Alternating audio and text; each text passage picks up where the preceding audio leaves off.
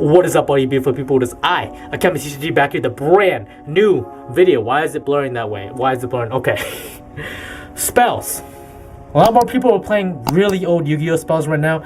So if you're new to the game, or if you're just trying to get into the competitive scene, what spell should you be running?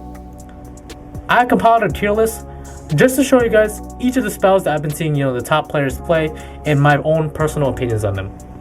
Hope you all enjoy.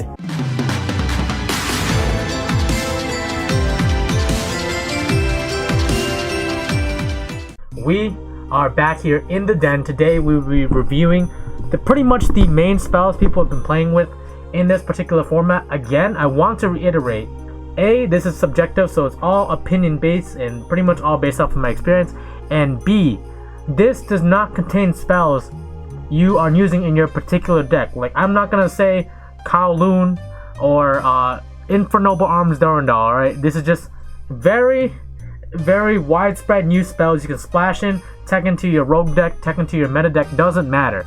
But I'm gonna go over these particular spells. Keep in mind, there is no D tier because I feel like all these spells are decently good in their own right, but some of them, not gonna lie, they are C tier. Anyways, let's get started. Book of Moon is the first one. Book of Moon is one of those spells that pretty much can stop your opponent's plays, flip your opponent's monster face down before anything can happen.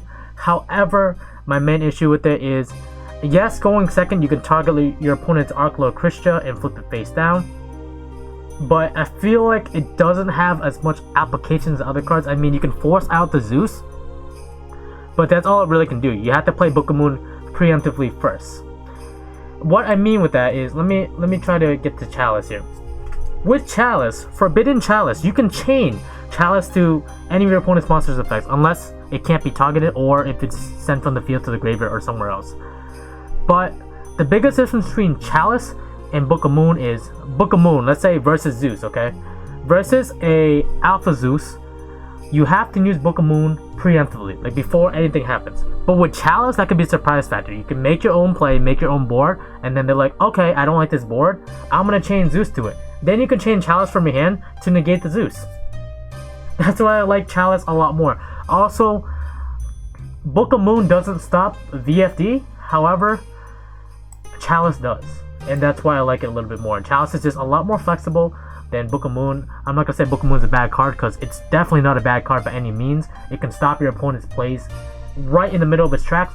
However, I feel like Chalice is just a lot better than Book of Moon at the moment. Next card I want to talk about is Cosmic Cyclone. So Cosmic Cyclone against Eldritch, against Virtual World, very good, because in Virtual World, let's say like you play Lulu, you target your Chuchi, and you chain Cosmic Cyclone to the Chuchi, Lulu's effect will not resolve because it has to check what card it targeted in order to send the stuff from deck to the graveyard into search or whatever. So Cosmic is really good right now in my opinion, and a lot of cards unfortunately recur way too hard in the graveyard. So that's why I like Cosmic a lot more than cards to destroy, because you do want to banish stuff. However, the only real drawback to the card is you do have to pay 1,000 life points. There are some situations where I'm like, oh, I don't have enough life points to pay for Cosmic, but that doesn't really happen. So you have to pick your battles here. But I am going to put it at A tier because of that. Dark Hole. Nowadays, a lot of cards don't really have destruction protection. I know like Dragoon is still being played, but a lot of people are opting to not use Dragoon and use something else instead. And there's less Savage and less Herald plays nowadays just because Link Cross is banned, so you can't really make that board as easily. So Dark Hole, it's a very good card. If you're playing a pure going second deck, then Dark Hole is extremely good. But I have to put it at the B tier just because if you're playing a going first deck, it does absolutely nothing. And when I say nothing, I mean absolutely nothing going first. Let me just re-up this. There we go. We good. It does absolutely nothing going first, and I am basing this tier list solely off of flexibility, about how flexible these cards can be. But Dark Hole is still a really good card. You have a going second strategy, again, just splash it in. Kaiju Slumber, Dark Hole, same thing. You have that kind of strategy, then go for it. Dark Ruler No More. So in previous formats, this would be ranked a lot higher. it's kind of iffy with Dark Ruler No More because A, you have to activate Durst during the main phase, and B, Virtual World is running VFD.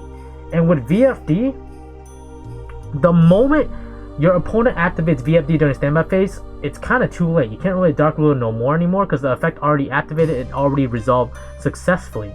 So it kind of doesn't really do much. And unfortunately, that is why I'm going to have to put it at the B tier. I mean, you can still see some crazy board with Detrons, but I just feel like with the overabundance of Virtual World players, with how budget that deck is for a meta deck for once, it's just not going to be as good to play in your deck. Like, this is one of the cards you could possibly put in your side deck, just in case you have a hard matchup. Let's say you're playing against Dytron and you have like a card, Purgatrio, that attacks everything at once.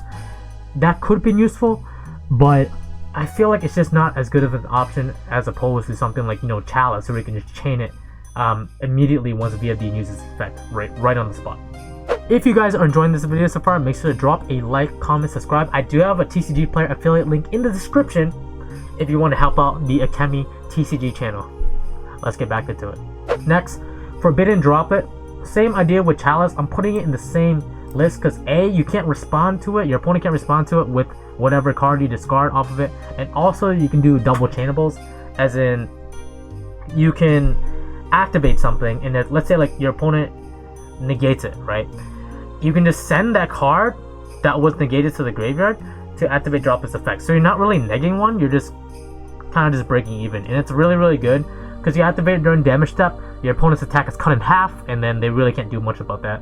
Hence this is why still it's a very, very expensive card. Also another reason why Rise of the Duelist is still a very expensive set. But if you're playing budget, obviously play the Chalice, but I do like them both equally. It just really depends on what deck you're playing. Like if you're playing Eldritch, then you play Droplet over Chalice because you want your traps in the graveyard. But if not, you kind of don't really need Droplet. You can just play Chalice instead.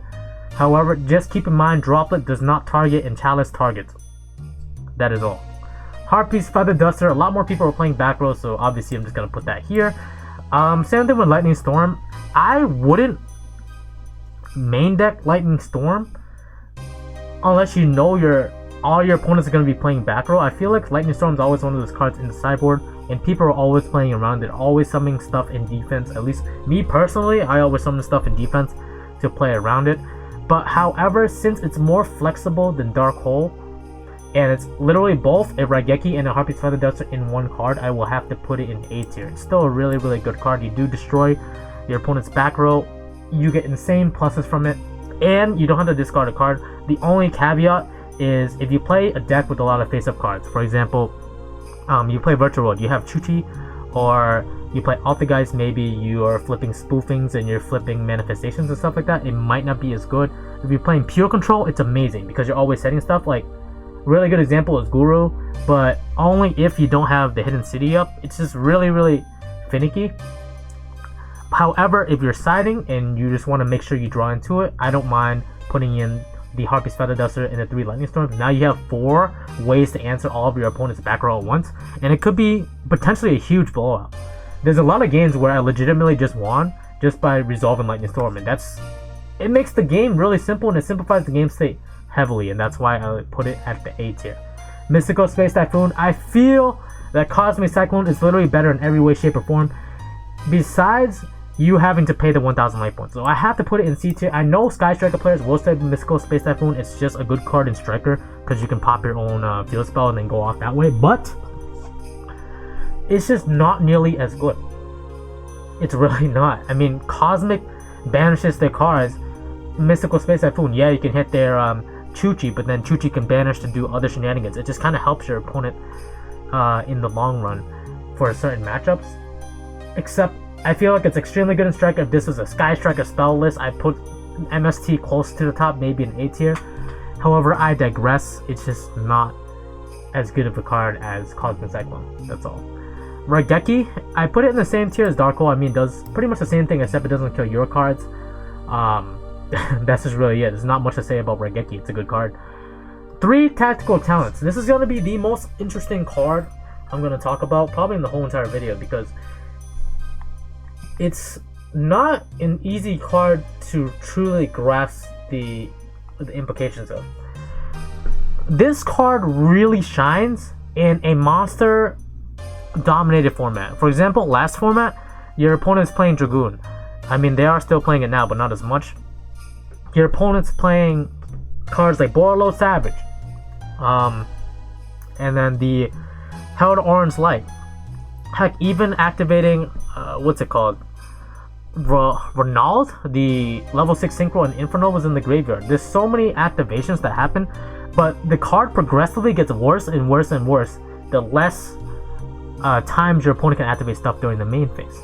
So what really sucks is 3 Tactical Talents is obviously dead in the hand 100% of the time if your opponent has no activatables. So against certain matchups, 3 Tactical Talents is a completely dead card. Whereas other matchups, it could be really good. But right now with Virtual World, I'm basing a lot of this off of VFD and how the cards can play around VFD. They activate VFD during standby phase, which is out of the window to activate during main phase. So the only real saving grace is if your opponent activates an Astro or Gamma to one of your other cards, and that's only if you actually have another extender or some kind of play to go off even after you've gotten VFD. So it's really something heavy you have to keep in mind, and that is why unfortunately I'm going to put this at the B tier, just because it's a very reactive card. In some formats, triple Tactical Talents, SSS plus tier. Like last format, extremely good.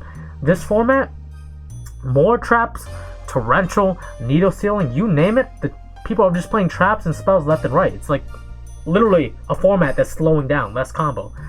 So it's just not nearly as good.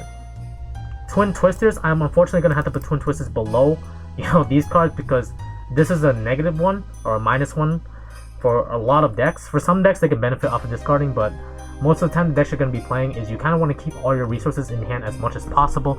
So Twin Twisters, I'm going to put it at the B tier, because obviously it's not as good as these cards. And then same with XYZ Encore.